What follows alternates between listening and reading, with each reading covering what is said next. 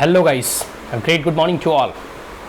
देखिए, हम अभी पॉलिटिकल साइंस और इंटरनेशनल रिलेशन का एक क्वेश्चन यहाँ समझने का प्रयास करेंगे। यूपीएससी सिविल सर्विसेज 1985 में पूछा गया, बहुत ही पुराना क्वेश्चन है, लेकिन क्योंकि यह पीवाईक्यू के तौर पर है तो हम इसे समझेंगे और इसे एक प्रकार से इसका विश्लेषण करने का हम प्रयास करेंगे। ठीक है, तो क्वेश्चन नंबर पेपर 2 है, क्वेश्चन नंबर फर्स्ट है, जो कि कंपलसरी और मैंडेटरी माना जाता है। आप देखोगे अभी भी जो कह सकते हो कि आप प्रश्न पत्र को पढ़ोगे जाए 2022 का, तो आप क्वेश्चन नंबर 1 और क्वेश्चन नंबर 5 ये आपका मैंडेटरी है, करना ही है। ठीक है, तो ये पेपर 2 का सेक्शन ए का क्वेश्चन नंबर 1 है, 1985 UPSC civil services political science optional subject.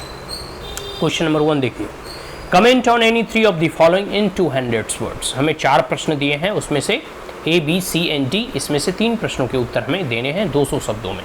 ठीक है, यूपीएससी में शब्द सीमा भी मायने रखता है, तो जब भी आप प्रश्नों के उत्तर लिखें इस बात का जरूर ध्यान दें। तो अब 1A देखते हैं, colonialism as a phenomenon died after 1960s।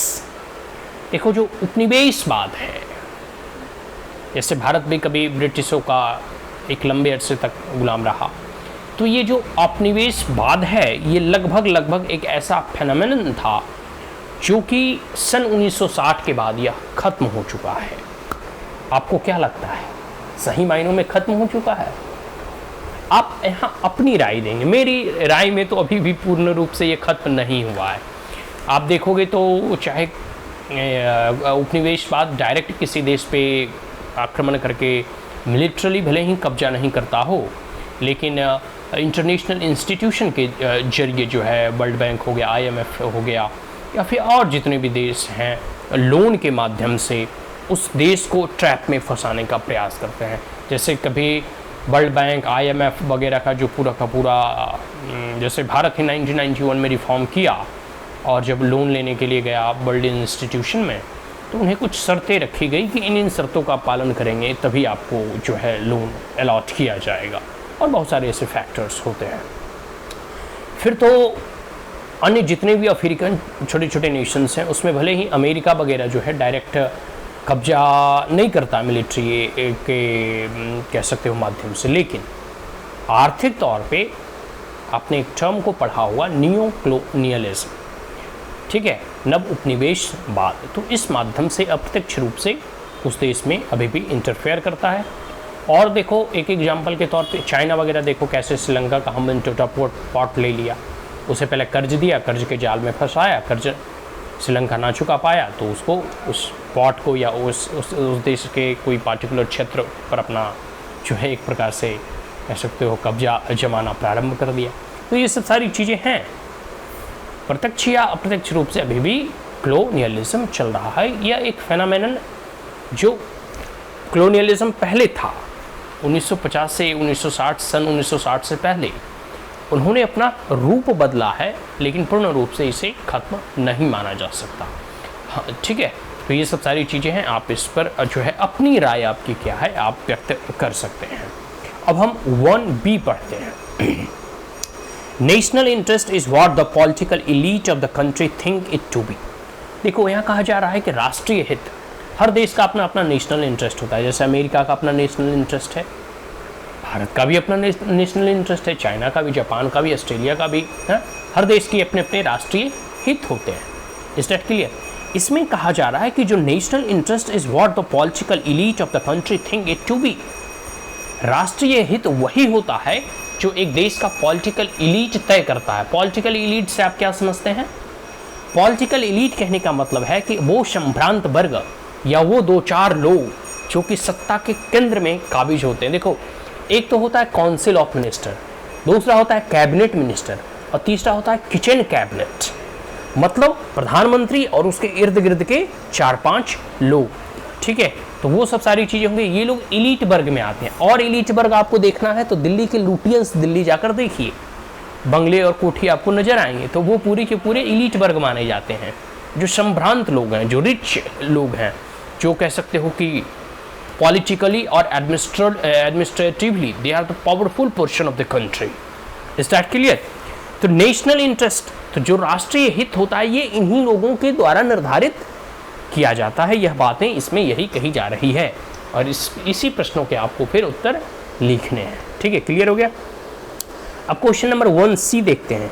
The role of the ASEAN in international system, बहुत ही इंपॉर्टेंट क्वेश्चन है। आसियान को कह सकते हो ना कि एक चमकता हुआ सितारा माना जाता है, और ख़ास करके जब आप कोई ऐसा ऑर्गेनाइजेशन की सक्सेसफुल की अगर बात करूं कि कोई ऐसा ऑर्गेनाइजेशन का उदाहरण दो जो अपने क्षेत्रीय शांति समरसता को जो है स्थापित कर पाने में कामयाब हुआ और आर्थिक दृष्टिकोण से बहुत प्रगति उन्नति किया, तो वह है आसियान।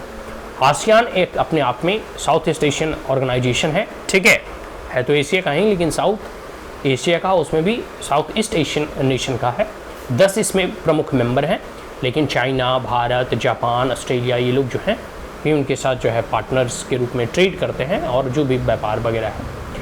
और आसियान का अंतर्राष्ट्रीय संबंधों पर क्या प्रभाव है, इसके आपको उत्तर लिखने हैं। Is that clear. अब हम बात कर लेते हैं 1 का D, बैलेंस ऑफ टेरर।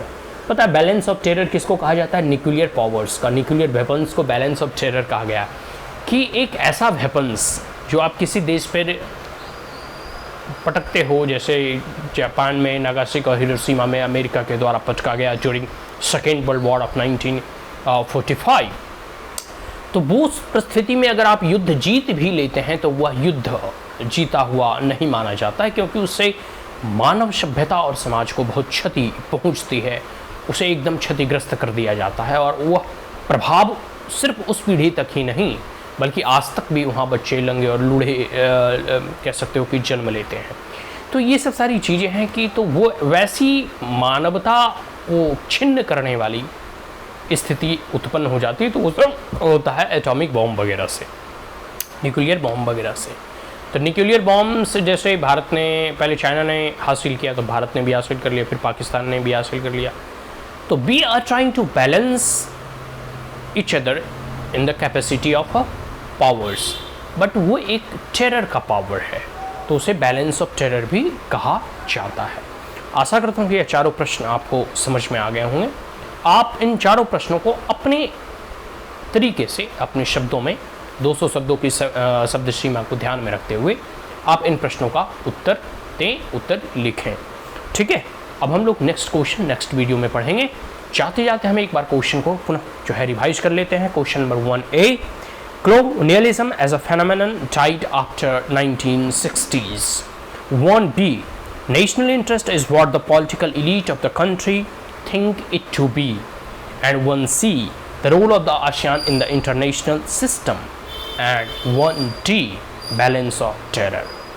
ठीक है, so these are the 4 questions in question number 1. ठीक है, is that clear? That's all. And if you are the first time on my channel, then like it, share it, as well as subscribe it. Thank you once again. Have a great day.